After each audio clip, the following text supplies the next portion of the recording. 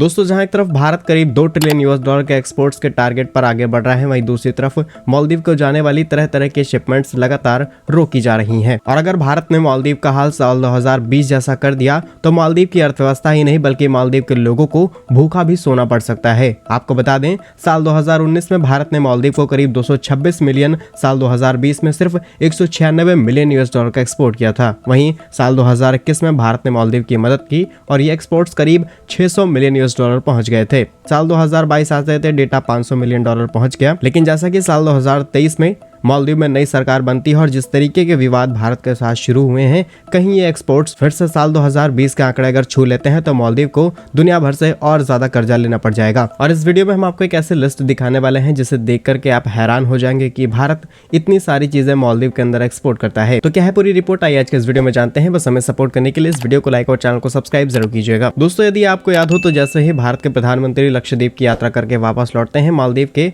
अलग अलग मंत्रियों की तरफ से भारत के प्रधानमंत्री पर अनाप शनाप टिप्पणियां की जाती हैं। और विवाद आज इस समय पर पहुंच चुका है कि बहुत सारी शिपमेंट्स भारत की तरफ से मालदीव की ओर जाने वालियों को रोका जा रहा है। इसके अलावा मालदीव चाइना की गोद में और चाइना के प्यार में इतना ज्यादा अंधा हो चुका है कि बहुत सारे चाइनीज स्पाई वेसल्स अपने देश के अंदर एंटर कर रहा है। कई रिपोर्ट्स तो ये भी दावा कर रही हैं कि आने वाली वेसल्स लक्षद्वीप पर निगरानी रखने वाली हैं। कुछ दिनों पहले ही श्रीलंका के चाइनीज स्पाई शिप को अपने पोर्ट्स और कोस्टल एरिया से मॉनिटरिंग के प्रोसेस को पूरी तरीके से कैंसिल कर दिया। लेकिन मालदीव को यह बात बिल्कुल समझ नहीं आ रही और उसने चाइना का भरपूर समर्थन किया है। और इसी बात का जवाब शायद भारत की तरफ से दिया जा रहा है, जहाँ पर भारत के टोटल एक्सपोर्ट्स पिछले साल की तुलना में करीब 12% तक बढ़े हैं। हर साल भारत के एक्सपोर्ट्स करीब 6% बढ़ रहे हैं। जहां पिछले साल हमारे एक्सपोर्ट्स करीब 447 बिलियन यूएस डॉलर के आसपास थे, वो इस साल बढ़कर के करीब 770 बिलियन यूएस डॉलर के हो चुके हैं। भारत का टारगेट है कि 2030 तक हम करीब 2 ट्रिलियन यूएस डॉलर का एक्सपोर्ट करने वाले हैं। और आप अंदाजा लगाइए कि भारत की अर्थव्यवस्था अभी सिर्फ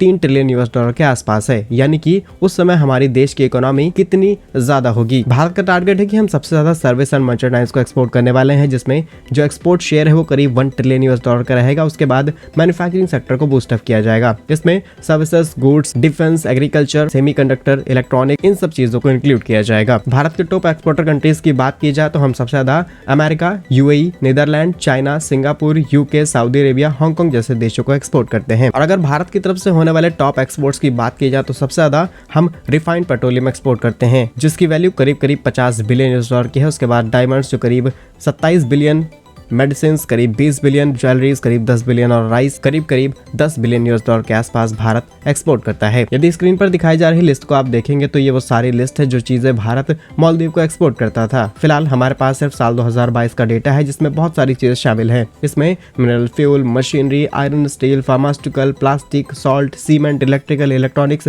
दुनिया भर की तमाम चीजें शामिल हैं। बाकी आप हमें कमेंट्स में बता सकते हैं कि भारत को अपने एक्सपोर्ट्स बढ़ाने के लिए मालदीव के अंदर चीजें एक्सपोर्ट करनी चाहिए या फिर उसके बदले हम किसी और गरीब देश के अंदर ये चीजें एक्सपोर्ट करना शुरू कर दें। अपनी राय कमेंट बॉक्स में जरूर लिखिएगा। भारत के ऐसे ही यूजफुल इन्फॉर्मेटिव वीडियोस पाने के लिए हमारे यूट्यूब चैनल को सब्सक्राइब जरूर कीजिएगा। साथ ही हम हमारे नए चैनल लाइव इंडिया हिंदी को भी सपोर्ट कर सकते हैं, जिसका लिंक आपको डिस्क्रिप्शन में मिल जाएगा। मिलेंगे हम आपको एक नई और इंटरेस्टिंग वीडियो में, तब तक के लिए वंदे मातरम, भारत माता की जय।